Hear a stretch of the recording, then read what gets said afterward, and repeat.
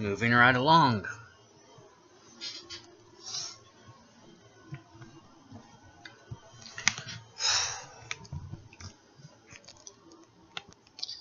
This segment, adolescence, I suppose. Is that the right word? I doubt it. I doubt that that's the right word for this. Teenage years part 2. Young adult? I suppose that is what I became. A young adult.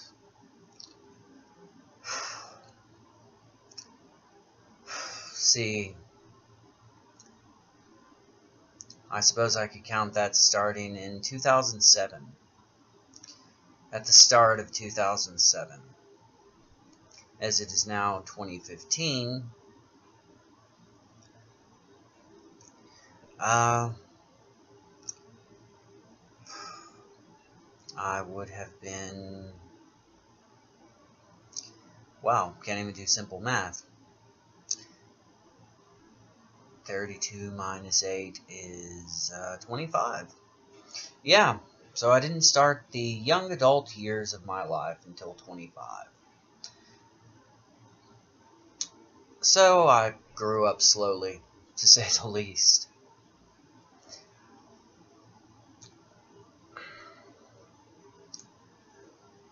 Somehow, after all was said and done, I ended up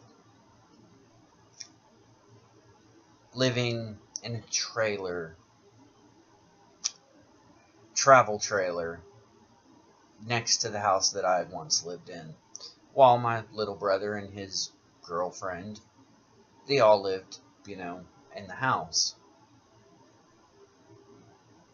I was staying there,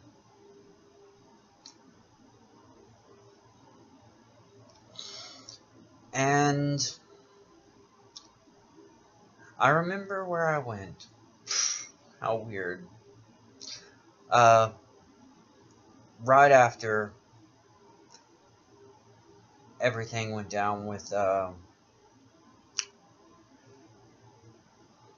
well, at one point, right after I moved away from my little brother's little apartment that he had by his house, and I'd lost my job and everything, I ended up moving to Abilene with my sister and her then boyfriend. Now away from the drugs that they were. And I didn't stay there long. I was working at McDonald's. And I was really high. Going to cash my check. And accidentally kind of wrecked my sister's car a little. And immediately went to live with my biological father after having this miraculous dream that he needed me. And gave me a chance to get to know him. That did not go well because he suffered from post-traumatic stress disorder and woke up in the middle of the night and tried to beat me up one night. And I left that night. And then the other events in the story happened. I'm surprised I just remembered that. Probably the heat outside made my mind skip. Back to the story at hand, however. After meth, I was living in a travel trailer. It was a very depressing time living there because it reminded me of staying there with my bio dad, who also lived in a travel trailer behind his brother's house. And I was afraid that I would end up like him. Really, really afraid of it.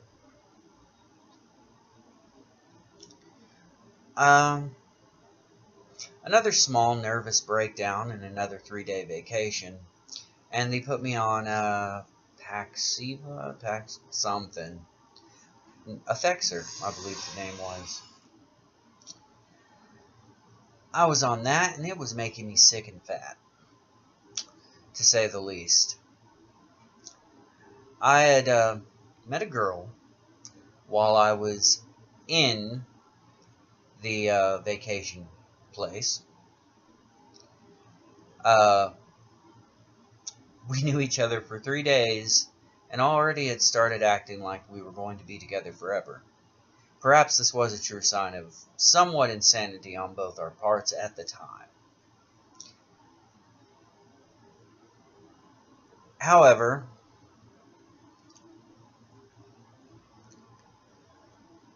I remember the last day I was to be there, another girl had come in.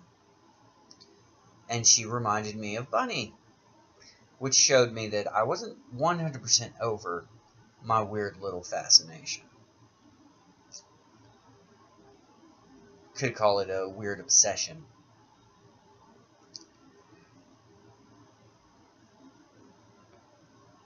As soon as I got back in the trailer, it was around Christmas that I went to another small little rest home for a couple of days, right after Christmas.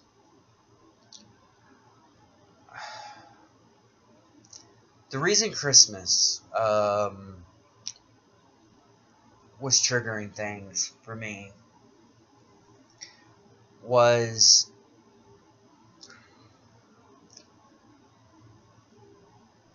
I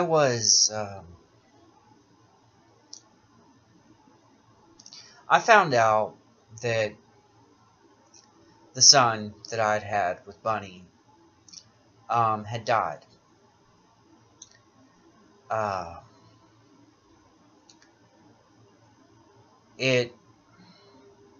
I won't go into the details because it's not my place. I was never a father to him.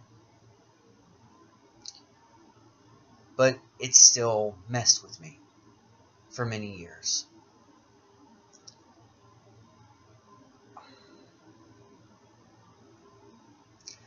Since then, Christmas had started to become this reminder because I had found out 2 days before Christmas.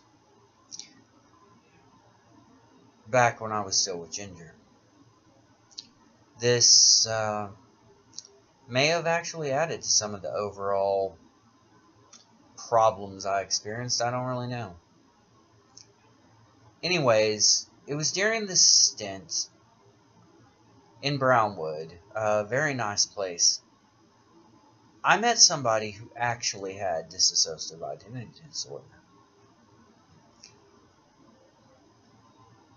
I was self-diagnosed with this, knowing full well that it was bullshit, somewhere in the back of my mind. And I met somebody that actually did suffer.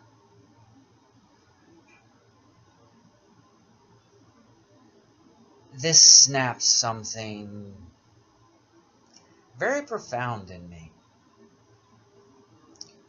One would think that seeing and having some empathy for that person would have made me snap it up and put it away and be like, whoa, this is not for me. Instead, I redoubled my efforts. Not so much publicly, though. In a kind of mental fashion. I remember being hungry and going into the kitchen there, and the only thing they had was turkey and rolls. And looking at these turkey and rolls and feeling so sorry for myself. And suddenly, in my head, I hear, "You're an ungrateful fucking bastard. Show some gratitude." That, of course, is the voice that I associate with Anthony Dark. And yes, I can mimic them all.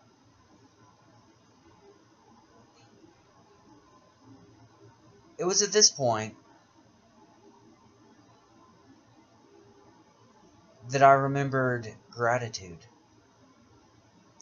For the first time in 5 years, gratitude. Something that had been completely lost on me. To be grateful for what you have.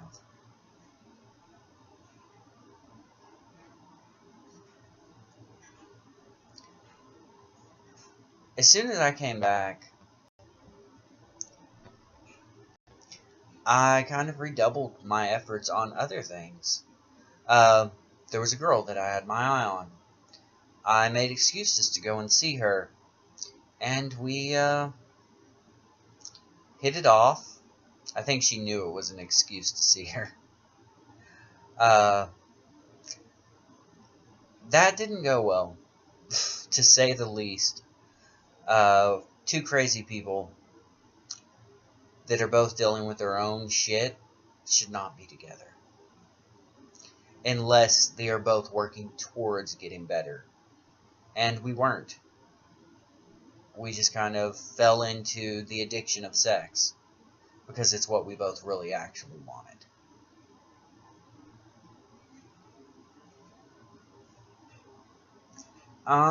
But we were together in this rather toxic relationship for quite some time. Almost a year, I think, off and on. And it was the same pattern repeating itself. After that, it was about 2 weeks, and we'd broken up for the last time. I got a bottle of Kentucky Deluxe, nastiest whiskey I could possibly grab, and was pretty much drinking heavily on it. A couple of people that I only really knew in passing stopped by my house, where my little brother and them had moved out, and I was at the house there by myself now, actually in a house. And they'd moved out, and I was talking to them, and we decided to take a walk, when a friend of theirs pulled up. And this is where I met, we'll call her Kristen. Still with the addiction, and still not wanting to admit that I had been lying to myself this entire time, we hit it off that night fairly fast. Could have been the alcohol, could have not been, probably was. Could have been the fact that she bit me. And yes, I like that. Ended up going to her house, doing what two insane strangers do together. She fully expected me to be gone in the morning, to sneak out, so to speak. Instead, me and her walked to my house. And I spent about a week to 2 weeks just kind of getting drunk and making a general nuisance out of myself. Me and her.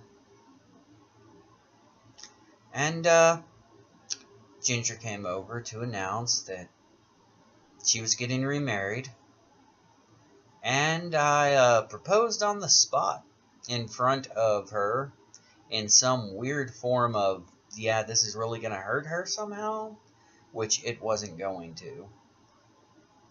And that was probably really dumb. I think this was in 2008, by the way. It was really, really stupid of me. No, it wasn't dumb to do it. Well, it kind of was. I was drinking. What was really dumb was, afterwards, I actually went through with it. And we got married in front of a load of kids at Matthew 25 Ministries. Later speaking to the same preacher, he knows he made a mistake. He told me so. He told me that he never should have married those kids. And he told his wife that too. And maybe it was right. Probably. A week after that, me and her go to Plano, Texas, with her aunt.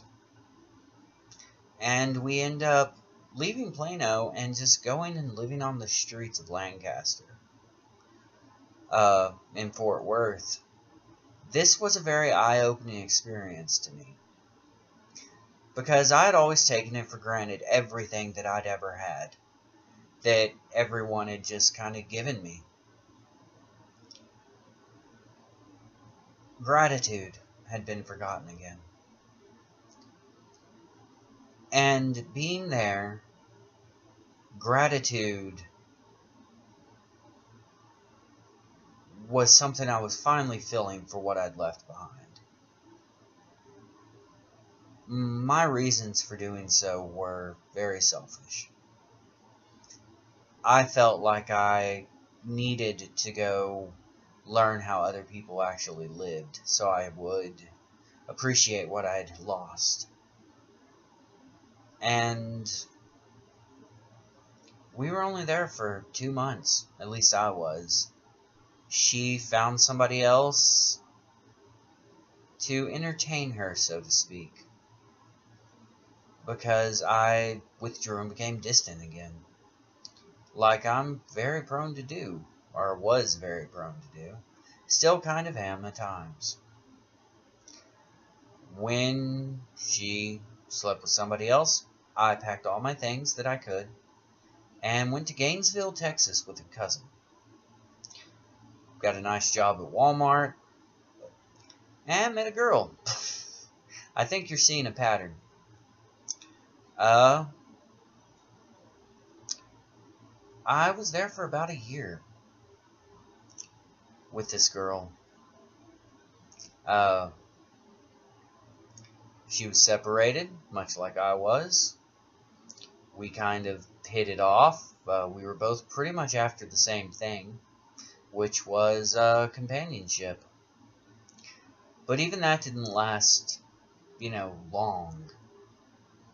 Because you need to base a relationship off of more than a physical need. It was at this point that I let go. I let go of all of it. I just couldn't keep up the lie anymore. Anthony Dark, Lily, Loki, MD, all just figments of my imagination for a book that I had still yet to write. I wasn't doing anything with my life. Nothing. Letting go wasn't easy for me, because I had been living my life that way for so long. Eventually, things went bad there, and me and her went to a small little town, not really that small, south of Fort Worth, and I dropped her and her kids off there, stayed a few days, and took off walking to my grandmother's house in Weatherford. I didn't make it. It was 75 miles, apparently. I kind of got dehydrated, and it was probably 3 or 4 in the morning when I passed out on the road after having started walking at 9 o'clock that morning. An officer that it had been passing by called an ambulance. They took me to a hospital where I suffered dehydration, and the nice folks there got me a taxi and sent me to my grandmother's.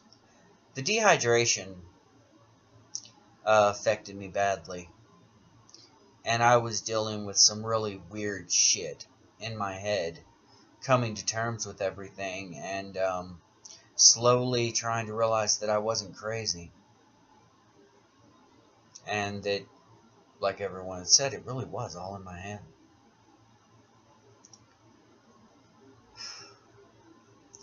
Enter the point in time that my actual adulthood will begin.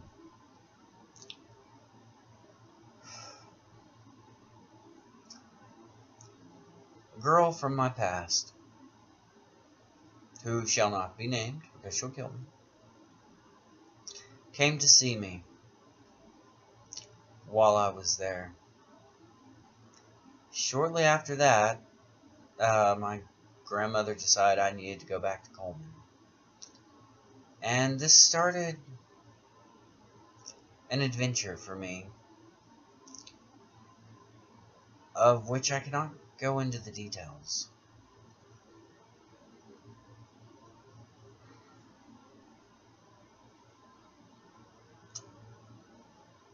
A private person that she is. It would give too much of her own life away to account for everything. Some of the saddest things in life have happened to me during the time, but a lot of the best things too. I will say this, we had a relationship, and in doing so, I found my best friend.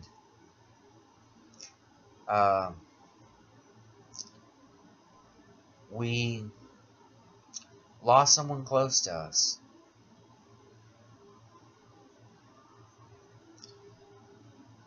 And in doing so, I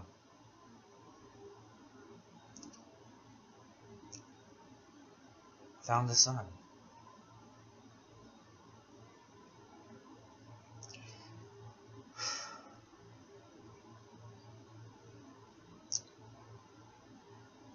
There's a lot of details left out,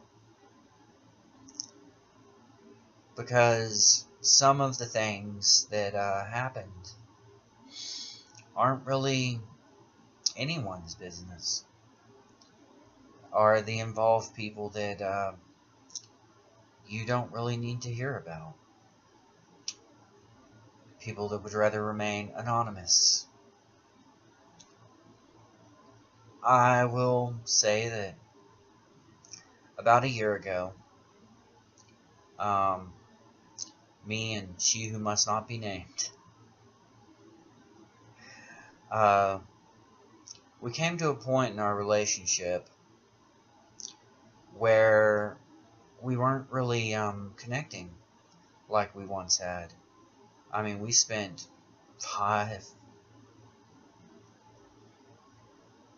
6 years together. More like 5 years, I would say. And she taught me a lot.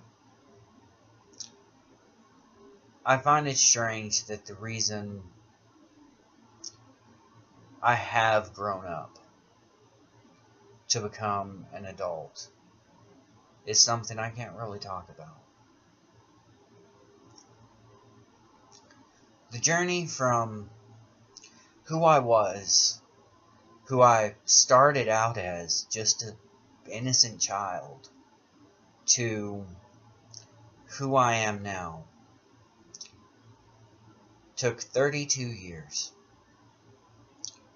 It's the longest journey I've ever been on. And it's one that will continue forever. Until the day, even after the day I die, there will be another journey to take. And another after that. And I believe that. Life really is a journey. And my journey's not over yet. So now is the time that you are caught up to speed to give you insight into daily life for me. It is not perfect. As I said a year ago, me and her decided that we were no longer lovers. But we are friends. And I want that to remain forever. Because She's one of the rare friends that you never really lose. Somebody who's always looked out for you and will be there no matter what. There has been a lot of drama, and there has been a lot of heartache, and there has been a lot of happiness. I went back to Coleman a year ago, and ended up hanging out with somebody else. She turned out to be very super crazy. We didn't do anything. We weren't romantically involved. We were just friends. And I came face to face with darkness itself. Someone who was not going to relinquish it. Someone that had accepted it, actually. And that scared the hell out of me. But I didn't run. Instead, I let her pick apart my brain and pull the darkness in me into the light where I could see it and really get to know it and really understand that one last part of myself that I had hidden from myself. And instead of being afraid of it, I accepted it. Just as I had accepted every other part of myself. I cannot tell you what my future holds. I can tell you possible outcomes due to the current state of affairs that my actions have gotten me in. Due to run-in with drugs and running away and being afraid, I owe my children quite a sum of money. And the state will make sure that I give that to them one way or the other. The sum is large enough that I may possibly have to do some prison time. Or at least some jail time. And if that's the case, if that's what they decide to do, I did have these grandiose ideas of fighting the system, because now I do not believe it's fair, because I'm not going to be able to provide for them in jail. But at the same time, I haven't provided enough for them out of jail. So if that's what the courts decide, then that's what happens. I'm not going to fear it, though. I'm not going to live in fear of things. That's not the reason I should do things. I am aware of the consequences of my actions. And I accept those consequences. But I'm not going to be afraid of them. I figured something out. I was afraid of the darkness, so I tried to wall it off. In doing so, I created something that wasn't real. I was afraid of my own libido, of my lust, and my own darker desires. So I walled it off, and I repressed it. And in doing so, it just made it all the worse. I was afraid of that spark of insanity that lies within me, and tried to wall it off, and created something that wasn't real. And I was afraid to be happy. And that's the real thing. I was afraid to be happy. Because if I'm happy, that means things can go wrong. which will make me sad. So I was afraid to be sad, because I was afraid to be happy. All in all, I was afraid.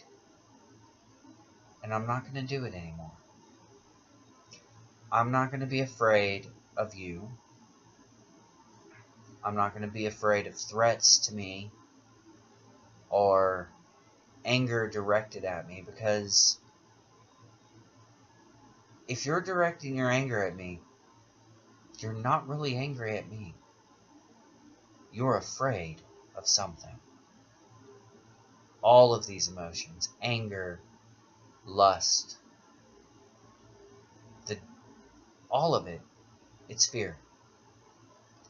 And I don't want to be afraid anymore of any goddamn thing. I'm not afraid to offend you. I'm not afraid to hurt your feelings. I'm going to tell you the truth.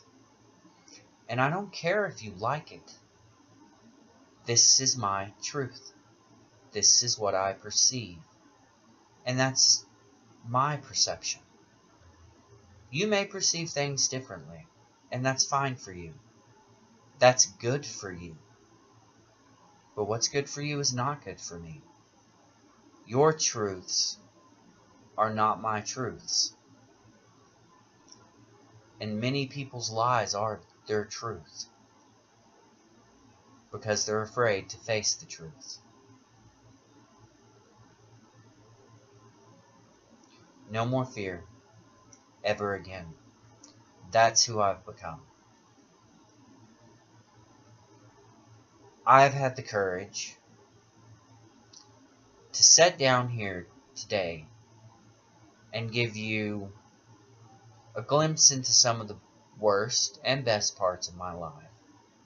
And there are details that have been left out that will probably be shed at some point. A brief overview of my life. And I'm not going to be afraid to give those details. If you want to know something, ask. I'll be honest to the point of a fault. I'm not even going to give you little white lies. This is who I am. You can accept me for who I am, or you don't need to be a part of my life. That's how it is. I don't have to have another person. But anyone who wants to join me on a journey through life is welcome to. And who knows? Maybe during this journey, I'll find another woman that, when I look in their eyes, all I see is them. And what could be. But more importantly, I want to see someone that's seeking the same thing I am. The truth. What is our final destination? What lessons can we learn from one another? That's all I want. Someone to walk beside me, stare into the abyss, and not be afraid to walk into the unknown.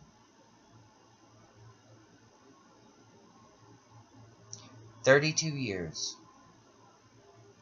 And I'm looking forward to another 32 and another 32 after that.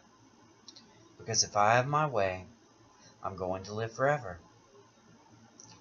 And even if I don't live forever here in this body, I know another one's waiting. And I'll keep walking towards it.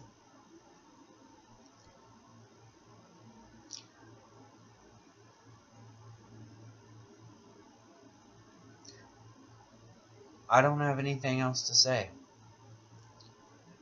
And it may sound a little cliche coming from someone who does no longer identifies themselves with a religion, but God bless you. And may you find love. May you find peace. And may you let go of fear. Because only in doing that will you truly find love.